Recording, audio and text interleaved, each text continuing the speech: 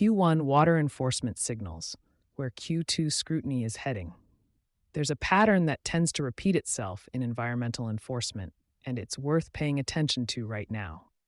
What regulators signal in the first quarter, through enforcement actions, new guidance, and revised deadlines, almost always previews where inspection and penalty pressure lands in the second.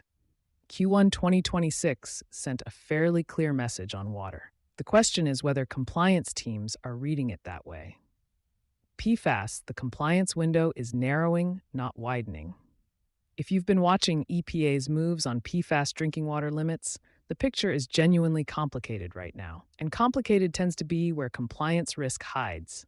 EPA has indicated it intends to revise wastewater discharge standards under the Clean Water Act for PFAS manufacturing facilities in early 2026, and separately plans to propose a rule requiring companies applying for discharge permits to monitor their wastewater for PFAS and report results.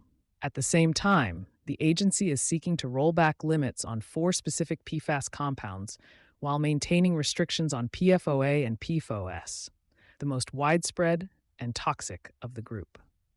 For EHS professionals, this is not a signal to wait. The regulatory direction on PFAS is tightening at the discharge end, even as some drinking water limits are being contested in court. Organizations with industrial wastewater streams that have not yet assessed PFAS exposure are operating with less runway than they probably realize. Q2 is when those wastewater monitoring proposals are likely to take shape, and facilities that haven't done baseline characterization will be behind before the comment period closes. Lead and copper. The inventory deadline was the warm-up. The lead and copper rule compliance picture heading into Q2 is one of the clearer enforcement signals in the water space right now. EPA concluded over 300 enforcement cases related to lead and copper rule service line inventories in FY 2025, a signal that the agency was not treating that requirement as a paperwork formality. The inventory submission deadline was, in many ways, a test. What comes next is harder.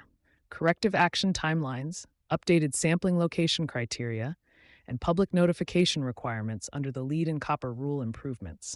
Facilities that treated the inventory step as a compliance box to check without building out the follow-on remediation plan are going to find Q2 uncomfortable. The practical issue isn't whether your organization has lead service lines. It's whether you can demonstrate on paper to a regulator exactly where they are, what your replacement timeline looks like, and what you've communicated to affected populations. That documentation posture matters more in an active enforcement environment than it did even 18 months ago. Clean Water Act Section 401, a structural shift with operational consequences. This one is moving faster than most compliance teams have registered. EPA proposed a rule in January 2026 to revise the Clean Water Act Section 401 certification process, with the agency working toward a final rule in spring 2026. The proposal is framed around streamlining permitting and limiting state authority to delay or block federally permitted projects on water quality grounds. That framing matters less for day-to-day compliance than the practical effect. The revised rule would eliminate state authority to require certification review for certain discharges not directly into federal waters, and limit consideration of impacts such as wetland effects or downstream pipeline impacts that states had previously been able to evaluate under the 2023 rule.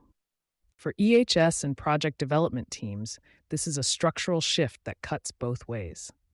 On one hand, some certification timelines that have been stalled at the state level may clear faster. On the other, the narrowed scope means certain impacts may no longer trigger state review, creating gaps in due diligence that could surface as liability later. Organizations with projects currently in or entering the 401 certification pipeline need legal and environmental counsel looking at this now, not after the final rule drops. Stormwater, the chronically underestimated exposure. The Clean Water Act requires industrial facilities, construction sites, and municipal separate storm sewer systems to have measures in place to prevent pollution from being discharged with stormwater into nearby waterways. That requirement is not new. What is new is the enforcement posture around it. Stormwater tends to be the water compliance category that gets deferred, permit renewals that sit inspection records that lag, spill prevention plans that haven't been updated since a facility changed operations. It is also, consistently, one of the areas where regulators find the easiest cases to make. If PFAS and lead are getting the headline attention right now, stormwater is where enforcement teams often fill their dockets. A quick self-assessment heading into Q2. When was your industrial stormwater permit last reviewed against your current operations? Have site modifications triggered a need to update your stormwater pollution prevention plan?